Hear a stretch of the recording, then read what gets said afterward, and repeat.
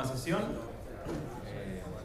Les animo a que podamos ponernos de pie ahí en nuestros lugares y podamos cantar juntos este hermoso himno ante el trono celestial. Ahorita va a estar apareciendo en la pantalla la letra y nos vamos para la gloria de nuestro Señor.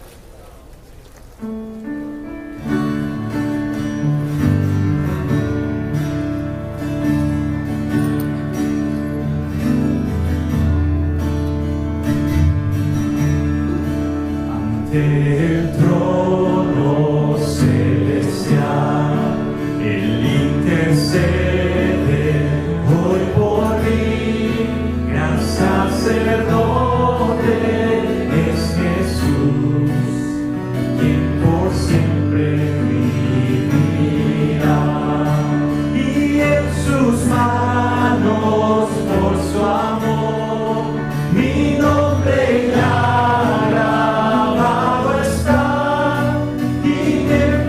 en su trono esté, nadie de él me apartará,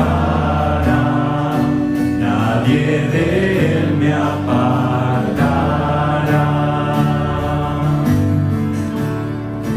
Cuando he caído en tentación y al sentir condenación, al ver al cielo encontraré al inocente quien murió, y por su muerte el Salvador ya mi pecado perdonó, pues Dios el justo aceptó su sacrificio hecho por mí, su sacrificio hecho por mí. De aquel Cordero Redentor, quien al morir resucitó, el inmutable gran yo soy, el Rey de gloria y majestad.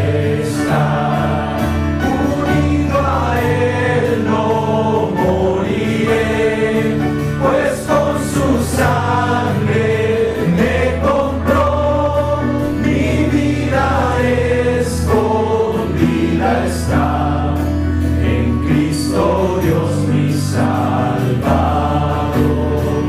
Unido a él no moriré, pues con su sangre me compró, mi vida escondida está en Cristo Dios mi Salvador, en Cristo Dios mi Salvador, en Cristo Dios mi Salvador.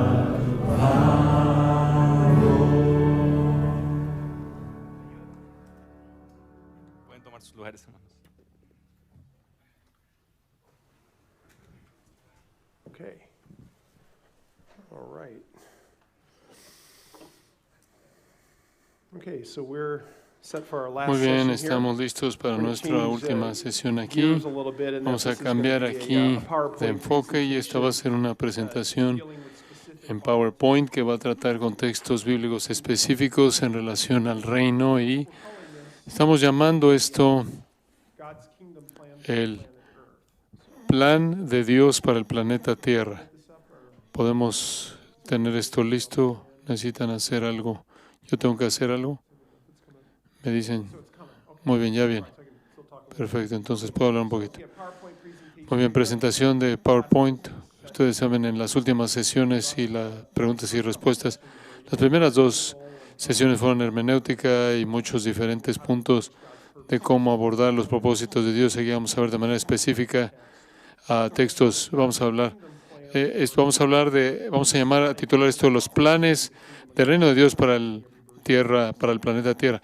Esto no es exhaustivo, pero básicamente vamos a ver una especie de relaciones panorámicas entre generaciones, entre Génesis 1 y Apocalipsis 22, primer capítulo de la Biblia y último capítulo de la Biblia. Ahora sé que es importante entender los propósitos generales de Dios. De nuevo, recuerden que la Biblia es vasta, es profunda, es compleja, no confusa, sino compleja. Y hay muchas cosas que están pasando. Hay salvación individual y claro que es una parte importante de lo que habla, de lo que presenta la Escritura. También hay entidades corporativas como la Iglesia, Israel y las naciones, y hay realidades espirituales y ángeles, relaciones espirituales y también realidades tierras terrenales como casas, arquitectura. Y creo que es importante que entendamos el panorama, los propósitos generales de Dios. De nuevo, para ser salvo es importante entender que necesitas arrepentimiento y fe en Cristo. Una persona quizás no entienda toda la Biblia muy bien y todavía sea salva y todavía tenga una vida cristiana exitosa, pero es indudable que entre más entendemos el panorama general, la historia general, entendemos mejor cómo encajamos en esa historia y la Biblia tiene más sentido si sabemos qué es lo que Dios está haciendo en la historia. Entonces, les quiero decir que el reino de Dios es un tema importante de la Escritura, quizás algo, de hecho yo diría que yo creo que es el tema de la Escritura. Si quisiera probar eso, iría más allá de nuestros propósitos. He pensado en esto mucho. Creo que casi todo tema como la salvación y los pactos pueden ser entendidos dentro del tema del reino. Claro que yo vería a Dios como el Rey universal de todos y después cuando se habla de esta tierra y el reino de mediación y la obra de Cristo está en el centro de eso. Pero creo que el reino de Dios es un tema muy importante, sino el más importante, y va desde Génesis 1 hasta Apocalipsis 22, versículo 5. Yo diría que si estás en desacuerdo, si dices, no estoy seguro, si no creo que es el reino, yo creo que los pactos o la salvación, aunque estemos en desacuerdo en qué es el tema más importante de la Biblia, no hay duda de que es un tema clave y mejor vamos a entender los propósitos de Dios. Y quiero decirles que hay dos fases primordiales del reino de Dios. Incluso yo diría que conforme he estudiado este asunto, esto es algo que incluso en mi, como premilenialistas y amilenialistas aún han hablado de esto. Estos conceptos de dos fases está aceptado de manera general. Uno será que quizás no haya muchas escrituras de esto, pero hay algunas que indican el reino universal. ¿Y qué quiero decir con reino universal? Tienes el reino de Dios sobre el universo en el que todo sucede según su voluntad. Entonces, esto será donde tienes a Dios en el cielo. Dios está en el cielo sentado en su trono y está en control de todo. Él ejerce dominio soberano. Nada pasa en el universo, en ningún lugar que esté fuera de la voluntad de Dios. Salmo 103:19 dice, Jehová ha establecido su trono en los cielos y su reino domina sobre todo. Eso es lo que queremos decir cuando decimos reino universal. También hay otros pasajes. Mencioné algunos ahí, están ahí abajo. Daniel 4:34 dice, su reino es reino eterno y su reino es por todas las generaciones. Entonces no fue una repetición exacta. Tienes afirmaciones en la Escritura en donde tienes a Dios en el cielo gobernando sobre todo. Ahora, en donde está la mayor parte de la Escritura, el énfasis primordial en la Escritura está en el reino de mediación o mediador. Ahí estamos hablando de que el gobierno de Dios sobre el planeta Tierra se lleva a cabo a través de un mediador o mediadores. Y de nuevo, piensas en el relato de la creación en donde Dios crea este mundo hermoso en 6 días. Él descansó en el séptimo. ¿Quién es creado en el último, en el sexto? El hombre. ¿Qué tarea se le asigna al hombre que gobierna la tierra? Y vamos a hablar más de eso. Entonces, vas a ver el lenguaje usado de un rey, usado de Adán como alguien que es un representante que tiene que sujetar y enseñorearse. Y conforme Dios crea el mundo, va a asignarle al hombre la tarea de gobernarlo y enseñorearse de eso. Y eso va a ser para la gloria de Dios, no hacerlo de manera independiente, sino hacerlo para la gloria de Dios. Entonces, eso nos referimos con el reino de mediación. y la mayoría de la gente estaría de acuerdo con esto, pero hay la mayoría de las referencias en la Biblia acerca del reino tienen que ver con esto. Cuando el Señor dice, venga tu reino en Mateo 6, hágase tu voluntad en la tierra como en el cielo. Y creo que por lo que está orando ahí es que se haga la voluntad de Dios en la tierra, en la esfera del reino, como mediación y como siempre se hace de manera perfecta en el cielo, que se haga en la tierra. Entonces, mientras que el reino mediador opera bajo el reino universal de Dios, sabemos a partir de Génesis 3 y otros pasajes que la rebelión ocurre dentro de esta esfera de la tierra, en la esfera de la tierra que debería ser el reino mediador.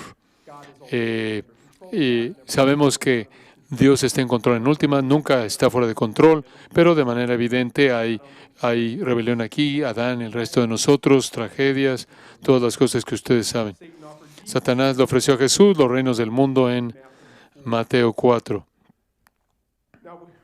Ahora, también queremos decir que el plan de Dios para la humanidad no es una experiencia estática en el cielo. Tengo un libro que está por salir el año que entra en donde estoy hablando específicamente, en donde hablo más de esto, pero tengo que tener cuidado aquí para no entrar mucho en una historia larga de la iglesia en este mundo particular, pero esto comenzó en los 300 y luego llegas a Agustín y más adelante hasta llegas en particular a Tomás Aquino, particularmente en 1200 y la teología católica. Tienes esta perspectiva muy, muy espiritualizada de los propósitos de Dios, una perspectiva muy espiritualizada de la eternidad. Básicamente llega al punto en el que lo definitivo en el cielo es escapar de cualquier cosa que sea física, escapar del universo y básicamente absorber la dimensión y pensar en eso en términos de entendimiento. Es una perspectiva muy, muy espiritualizada, y Tomás Aquino básicamente escapa del universo en donde estamos contemplando a Dios y no hay nada más realmente que está pasando. De nuevo, creo que contemplar a Dios va a ocurrir. Obviamente no lo menospreciamos, pero es una perspectiva muy, muy espiritualizada. Pero quiero decirles que el plan de Dios para la humanidad, como es revelada en la Escritura, no es una experiencia estática en el cielo y tenemos que asegurarnos de que no nos volvamos más espirituales que Dios. En otras palabras, entonces, sabemos que Dios es espíritu, pero sabemos que está la encarnación de Cristo. Si Dios ha considerado que este mundo físico sea parte de nuestro ambiente y así es parte de cómo debemos operar, no seamos más espirituales que Dios. Lo definitivo será alejarnos de todo lo físico, toda relación, lo cual a veces ha ocurrido en la historia. Aquí hay un retrato simpático, si están conscientes de eso, caricaturas así de el lado ligero, el lado extremo. Decía, me gustaría haber traído una revista, diría aquí. La idea supuestamente es el cielo, según la cultura. Sentado ahí con un aro en la cabeza y pensando, me gustaría haber traído una revista. Muchas de esas ideas culturales que creo que en cierta manera salen de la idea de Aquino de que todo es espiritual. Si buscas ahí cielo en imágenes de Google, lo ves todo el tiempo, en donde el cielo es presentado como una experiencia no terrenal. Aquí hay otra en donde tienes una playera de una compañía de playeras en donde está aventando ahí un avión de papel que indica que está aburrido y dice ahí el cielo es aburrido. Realmente no es simpático, porque a veces puedes estar en foros de discusión y dices, ¿por qué me quiero ir al cielo? ¿Por qué no quiero ir al cielo? Y la gente dice, no quiero ir al cielo porque va a estar aburrido, pero está mal. Y no quiero decir creo que la preocupación primordial sería la salvación. Antes, claro, de una perspectiva correcta del cielo, claro. Pero lo primordial es ser salvo, no necesariamente entender los detalles del cielo, pero es evidente que esas cosas impactan la cultura. Entonces, lo que yo les diría es que lo que vamos a ver con el reino, con los pasajes que vamos a ver, es que Dios espera que el hombre gobierne el mundo para su gloria. Creo que va a haber más que eso. Conforme Dios le asigna al hombre que sea el Señor sobre la tierra, va a ser en el contexto de una relación con Él. En otras palabras, si el hombre está en una relación con Dios, Él está en una posición de poder hacer lo que debe hacer, operar como debe funcionar. Si no está en relación con Dios, eso necesita debe ser arreglado y debe ser la primera prioridad. Entonces, cuando hablamos de la función de gobernar, no quiero menospreciar el lugar de la relación. Entendemos que es ambos. Ahora, cuando llegamos al recorrido del reino o al sendero del reino, básicamente he seleccionado estos pasajes que se remontan a Génesis 1, 26 al 28. Hay otros versículos que podrán ser presentados. Este no es una lista exhaustiva, no hablamos mucho de Israel en las naciones aquí es simplemente estar enfocados en el asunto del hombre. Claro que el hombre va a haber diferentes eras donde tienes a Adán, después de Adán a Moisés. Moisés viene con la ley, tienes la ley mosaica, ya estamos en la ley de Cristo, todas esas cosas. No estoy tan enfocado en ese tipo de asuntos aquí, sino más bien, de manera general, la función del hombre con respecto a la creación, con respecto a la tierra. Entonces vemos aquí un camino del reino, Génesis 1, 26 al 28, Salmo 8, Hebreos 2, 5 al 8, Efesios 1, 22, 1 Corintios 15, 27, Apocalipsis 24, versículo 4 y 22, 5. Y estos últimos pasajes hablan de cómo los santos se relacionan al reino. Y conforme cubrimos esto, les voy a mostrar la conexión que se presenta. Estos no son arbitrarios, sino están escogidos con un propósito en mente. Entonces, en Génesis 1, versículo 26 al 28, vemos que Dios asigna al hombre que gobierne el mundo a favor de él. Tiene los 6 días de la creación. El hombre es creado en el último, en el sexto día. Génesis 2, ves más detalles. Se le da la asignación, se le da la tarea de trabajar ahí y más detalles de la mujer como es creado del costado del hombre. Pero tienes esta afirmación tan importante y quiero hacer una aclaración aquí. Es una afirmación muy estratégica. No quiero decir más inspirado que otras escrituras. Solo digo que es muy estratégico. Una parte muy estratégica. Entonces, lo que vemos en Génesis 1, 26 al 28, entonces dijo Dios, hagamos al hombre a nuestra imagen, conforme a nuestra semejanza, y podremos pasar todo un día para hablar de lo que es semejanza, imagen. Creo que imagen tiene implicaciones de representación y semejanza, y creo que semejanza imagen tiene que ver con ser, con el reino, y semejanza tiene que ver con su función, relación con Dios, y vean varias funciones. Y señoré aquí es Radá, y se refiere a reyes en la Escritura, se refiere también del Mesías. Entonces, observen, dice el señoré, se refiere a los dos. Está hablando de Adán, ciertamente va a incluir la relación de él con su esposa, y también vamos a ver que deben llenar la tierra. Entonces, creo que esto también va a incluir a sus descendientes. Creo que Adán está actuando como una cabeza federal de la humanidad, entonces la tarea para él es para el hombre, pero creo que veremos algunas escrituras que indican eso también, otras escrituras. Entonces, observen que la clave es que ellos gobiernen, que gobiernen se refiere en plural aquí, en el original, pero creo que esto tiene implicaciones del reino, y observen sobre qué. En los peces del mar, en las aves de los cielos, en las bestias, en toda la tierra. Entonces, estoy mostrando que esto es muy importante. A él se le da la tarea de gobernar sobre la tierra. Adán tiene que estar, y también todo animal que se arrastra sobre la tierra. Esto es extensivo, bastante extensivo. Adán tiene una tarea aquí, tiene que gobernar la tierra y sus criaturas. Versículo 27 incluye hombre y mujer, pero cuando llegamos al versículo 28, y los bendijo Dios y les dijo, fructificad y multiplicaos y llenad la tierra y sojuzgadla y señoread o gobiernen. Tienes la palabra señoread ahí otra vez. Ya hablamos de señoread. La palabra kabash para señoread. La palabra es una palabra muy fuerte. También es usada en referencia a reyes, también en la Escritura. Entonces, aquí podría entrar en más detalles en términos hebreos, pero cuando hablas de señorear y sojuzgar es bastante fuerte. Cuando piensas en Adán, que fue creado, ahora piensa en que la intención de Dios para el hombre tiene que ver con lo que vemos en Génesis 1 y 2. Entonces, cuando el hombre fue creado, Adán no es colocado en una silla y se le dice que vea el cielo todo el día. Su tarea no es, entre comillas, llegar al cielo lo antes posible. Es gobernar y eso juzgar y señorar sobre la tierra. Algunos teólogos han dicho que se le dio al hombre esa vocación terrenal y es significativo. Entonces hay una conexión fuerte entre el hombre y la tierra. Esos términos incluso son presentados de manera muy cercana en el idioma original. Dios hizo al hombre a su imagen y lo instruye a gobernar la tierra y sus criaturas. Creo que ya mencioné esto. Voy a pasar esto. El término hebreo para gobernar significa tener dominio, gobernar o dominar. El término se utiliza más adelante para referirse al Mesías en el Salmo 110:2. Jehová extenderá desde Sión tu poderoso cetro, diciendo, gobierna en medio de tus enemigos. Entonces, vean que el ámbito, la esfera de este reino, y de nuevo, y creo que estamos viendo este gobierno, este concepto de mediador. Y dice, espera un minuto, ¿por qué Dios no gobierna? Bueno, en un sentido sí lo hace. Él es el Rey universal de todo. La razón por la que la tierra está girando es debido a Él. La razón por la que hay aire es por Él.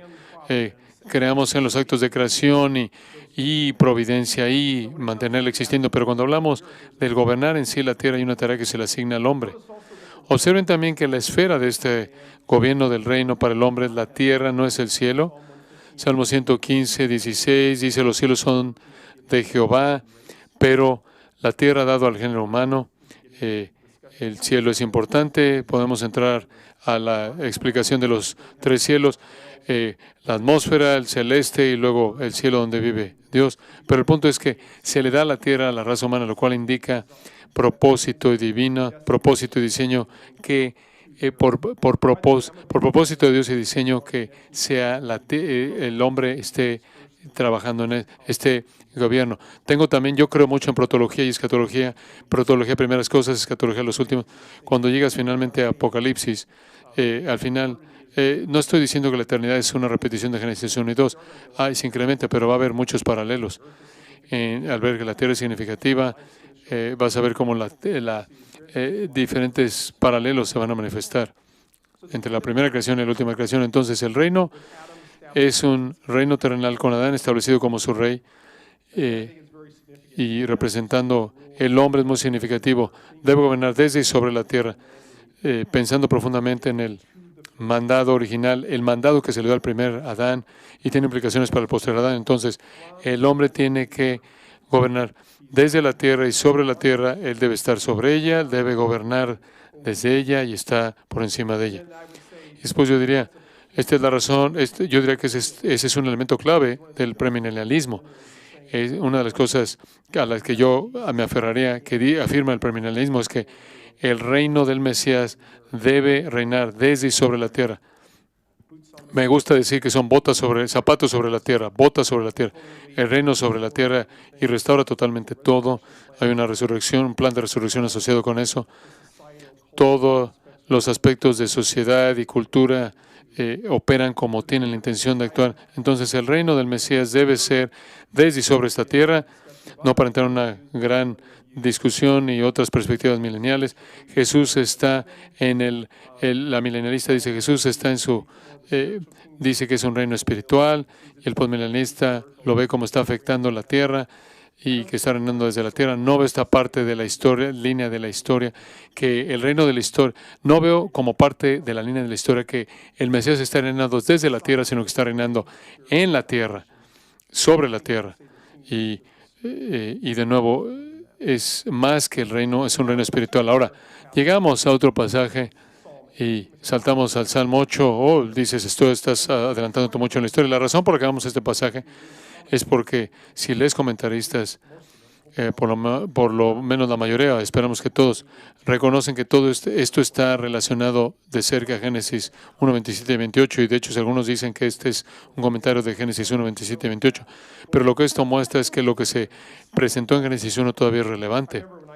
Me acuerdo cuando yo fui salvo del catolicismo romano a los 14 años, y el catolicismo romano con un modelo de visión muy espiritual. Cuando yo fui salvo todavía tenía mucha escatología católica en mí. Bueno, Adán tenía que gobernar la tierra, pero ahora tenemos que llegar al cielo lo antes posible, y yo esperaba escapar de la tierra rápido, pero de hecho no es el caso. No estoy negando que hay un punto intermedio en este momento. Será mejor morir y estar con el Señor, pero también vemos la segunda venida de Cristo a la tierra, lo cual es parte del cristianismo ortodoxo. Pero bueno, en el Salmo 8,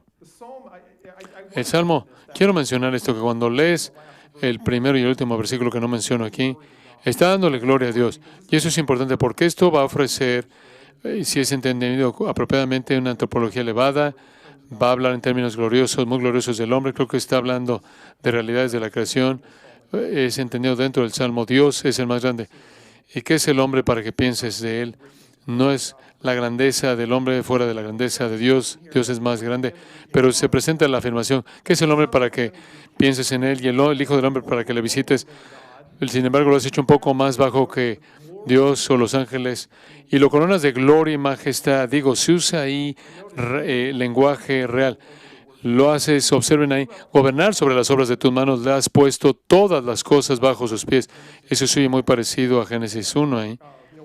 Y vamos a hablar de esto más adelante. ¿Se refiere a la humanidad? Creo que sí. Creo que Génesis 1, Adán representa a la humanidad. Creo que se refiere a la humanidad. Cuando llegamos a 1 Corintios 15 y Efesios 1, vamos a ver que este idioma también se usa en referencia al hombre definitivo, quien es Jesús, quien es la cabeza corporativa de la humanidad, quien restaura la humanidad. Claro que obviamente esto va a estar conectado a Cristo, pero todavía es algo que se le asignó al hombre. En otras palabras, tú lo haces, gobernar sobre tus manos, tú colocas todas las cosas bajo sus pies y sobre todo, y por lo tanto, mencioné esto está relacionado de manera muy de cerca a Génesis 1.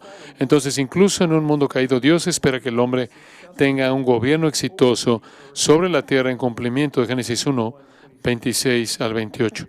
Creo que eso es muy significativo, pero de manera clara en un mundo caído, cuando este salmo se escribió, en contraste a lo que yo pensaba, un joven de 15 años, Dios no ha cambiado, Dios no ha cambiado de dirección. No es que ahora quiere mi alma que esté fuera de aquí. Todavía hay una expectativa. Ahora nos adelantamos al Nuevo Testamento. Podremos decir, bueno, ¿por qué? Porque Hebreos va a citar Génesis, va a citar el Salmo 8. Aquí está, aquí vemos cómo va en esta dirección en estos pasajes que están relacionados.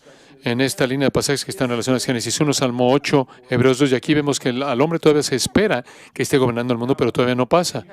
Ahora, lo que tienes aquí dice, de nuevo, lo que está pasando en Hebreos, la superioridad de Cristo. Él es mejor que los ángeles, Él es mejor que Moisés, su sacerdocio es mejor que el sacerdocio levítico, y su sacrificio es mejor que el sacrificio mosaico. En otras palabras, Cristo lo que hace es mejor en todo sentido. Ahora, cuando llegas a Hebreos 2, tienes una afirmación aquí que es bastante interesante, lo que se nos dice en el versículo 5, porque Él, Dios, no sujetó a los ángeles el mundo venidero. Eso es bastante significativo aquí. En primer lugar, estamos hablando del mundo venidero. Entonces, en otras palabras, esto es algo que está en el futuro, no es en la época actual, es el mundo venidero. Y observen que no sujetó a los ángeles el mundo venidero. Es una afirmación importante. Por poderosos que sean los ángeles, no son portadores de la imagen de Dios, y su tarea no es de gobernar el mundo. La tarea del hombre es gobernar el mundo. Entonces Él dice, no sujetó a los ángeles el mundo venidero, acerca del cual estamos hablando. Eso le dice a ustedes que se está enfocando no en esta época, sino en la época venidera. Y después, versículo 6, pero alguien testificó en cierto lugar, diciendo, y sabemos de la cita aquí, que este es de hecho algo que viene del Salmo 8, incluye el versículo 6. ¿Y qué tenemos aquí? ¿Qué es el hombre para que te acuerdes de él? ¿O el hijo del hombre para que le visites o lo tengas memoria de él? Le hiciste un poco menor que los ángeles. Observen aquí, le coronaste de gloria y de honra y le pusiste sobre las obras de tus manos. Todo lo sujetaste bajo sus pies. Ahora, conectemos esta relación. Vimos esto en Génesis 1, ¿verdad? El hombre debía gobernar la tierra. Llegamos al Salmo 8 para reafirmar que el hombre debía gobernar la tierra. Ahora estamos viendo en Hebreos, unas décadas después de la muerte, algo así, de la década de la muerte, sepultura, resurrección y ascensión de Cristo, y esto todavía está operando. Está apuntando al mundo venidero, pero todavía está operando. Tenemos aquí un comentario por parte del escritor de Hebreos, porque en cuanto le sujetó todas las cosas, hablando de Dios, nada dejó que no se sujetó a él. El hombre tenía que gobernar sobre todo, pero observen la siguiente frase, pero todavía no vemos que todas las cosas le sean sujetas. Entonces, en otras palabras, ese gobierno sobre la tierra que se le asignó al hombre en Génesis 1, todavía no está pasando.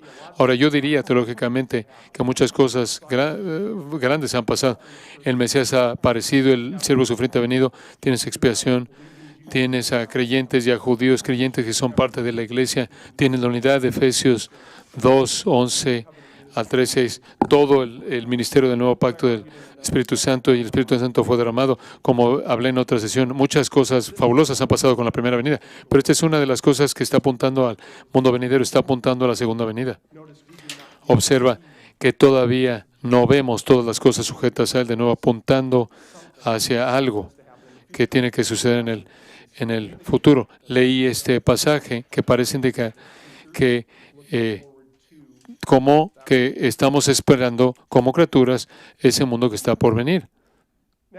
Ahora, en Efesios 1, esto es importante, y vamos a ver Efesios 1, 1 Corintios 15, que el Salmo 8, que está ligada a Génesis, a Génesis 1, es conectado a Jesús. Dice que Él, Dios, colocó todas las cosas, sometió todas las cosas bajo sus pies y lo dio por cabeza sobre todas las cosas a la iglesia. Ahora, en este punto en particular, tenemos una persona en particular aquí porque en el contexto es Cristo. Y entonces, esto está ligado a Cristo. Ahora, puedes decir, oye, pensé que antes se refería al hombre en general y ahora se refiere a Cristo. ¿Cuál de los dos?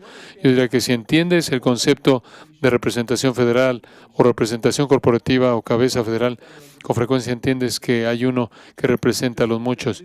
Así como está Israel y Jesús es el verdadero israelita y tienes al hombre, Jesús termina a ser el postrer Adán, él termina siendo el verdadero hombre. Entonces pienso que todavía estás tratando con ambos.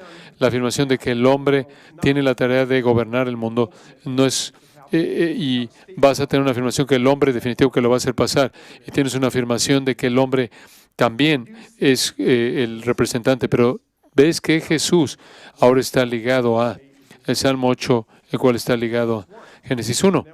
Y después vemos en 1 Corintios 15, 25 al 27, que Jesús de nuevo está relacionado a esto.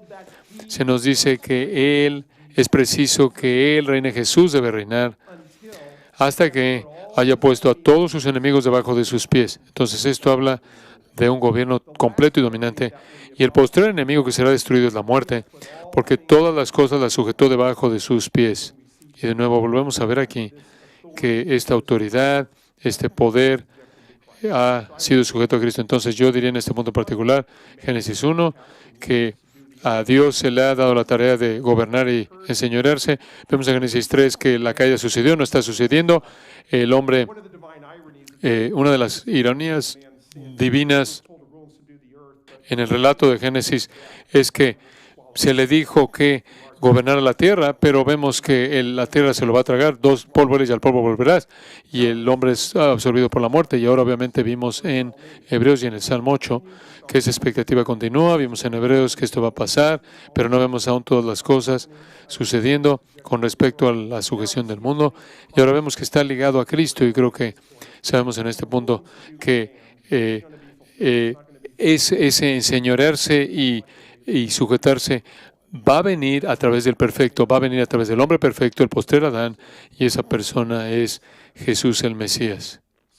Entonces, lo que se dijo de la humanidad como un todo, ahora está ligada a Jesús, quien es el hombre definitivo. Entonces, es muy importante entender la línea de historia de la Biblia.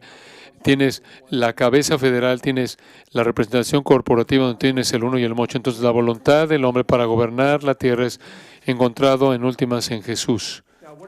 Ahora, una de las cosas que sabemos a partir de la Escritura es que Jesús va a gobernar. Se nos dice en Apocalipsis 19:15, y de nuevo en un pasaje que casi todos los cristianos, dije casi todos porque están los preteristas completos que creen que todo está cumplido en el siglo XX, en Apocalipsis 19, 11 al 15, como la segunda venida futura de Cristo. A la mitad de esto se nos dice esta afirmación explícita: de su boca será una espada aguda en el momento de la segunda venida, para herir con ¿qué? ¿Para qué?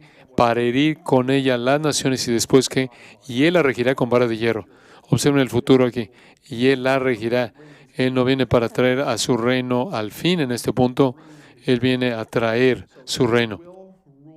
Entonces, Él las va a regir, Él va a gobernar a las naciones con vara de hierro. Mateo 25:31, tienes tres cosas de las que se hablan aquí, todas son futuras desde nuestro punto de vista. Cuando el Hijo del Hombre, este es Jesús hablando, cuando el Hijo del Hombre venga en su gloria y todos los santos ángeles con él, entonces se sentará en su trono de gloria. Entonces tienes estos tres en conexión. El Hijo del Hombre viene en gloria, esa es la segunda venida, todos los ángeles con él, eso de manera clara es el futuro, en el futuro de la segunda venida, y después él se va a sentar en su trono de gloria. ¿Qué es su trono de gloria? Ese es el reino davídico, ese es el trono davídico que viene, se remonta al segundo de Samuel 7, Salmo 89 y otros pasajes del pacto davídico, cuando Gabriel se le apareció a María en Lucas 1, él dijo que el Señor Dios le dará el trono de David, su padre, y él gobernará sobre la casa de Jacob para siempre, lo cual quiere decir que gobernará sobre Israel para siempre. Entonces esto es identificado como el trono de David.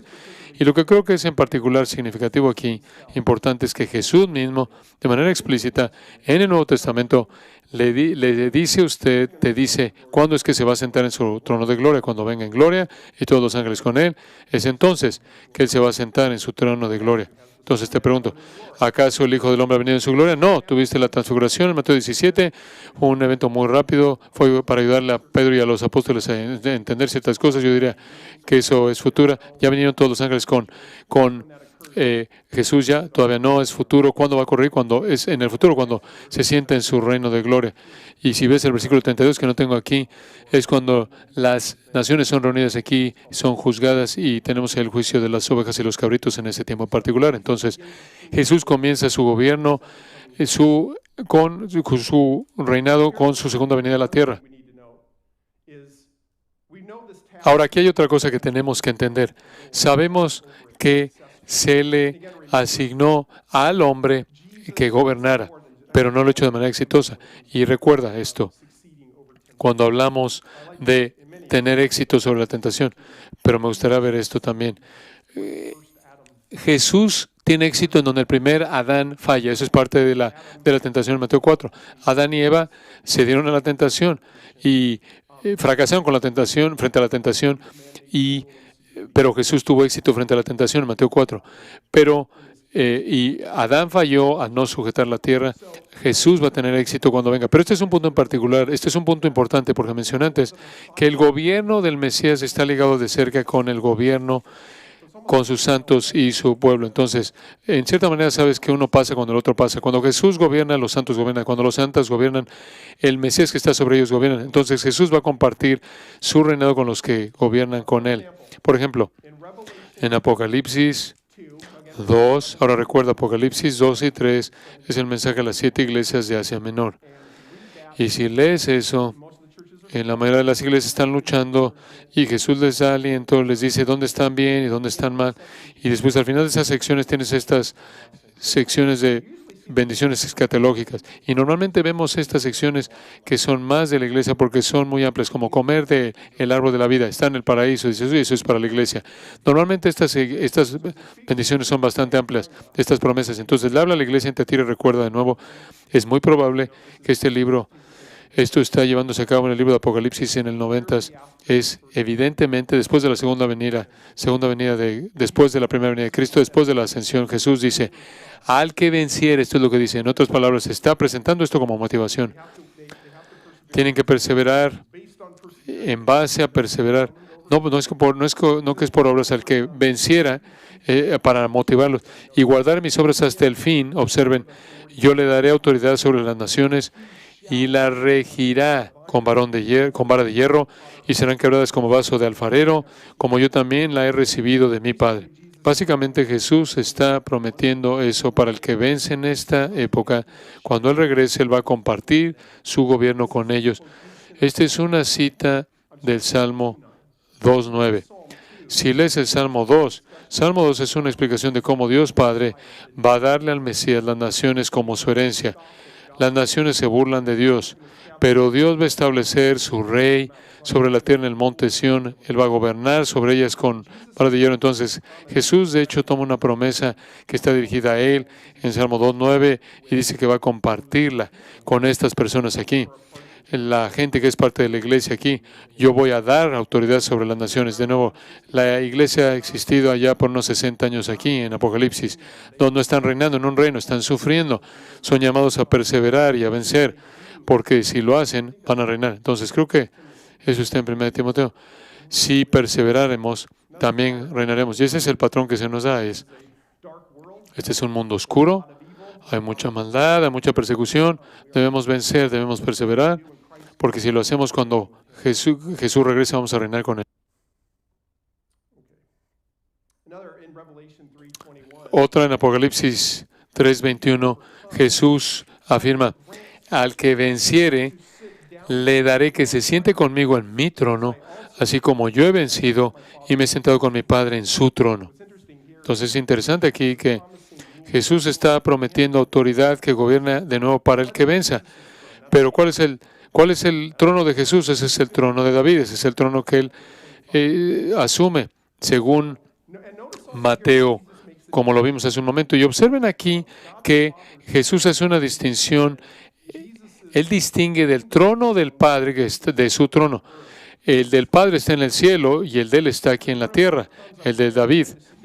Al que venciere, le daré que se siente conmigo en mi trono, así como yo he vencido y me he sentado con mi Padre en su trono. Sabemos que Jesús ha vencido y en este momento está a la diestra de Dios Padre en el cielo. Ese no es el trono de David, pero ese es el trono de deidad y el trono del reino universal que Jesús comparte en este momento. Pero Él va a venir de nuevo para gobernar desde el trono de David en la tierra. Entonces, Jesús distingue su trono del Padre.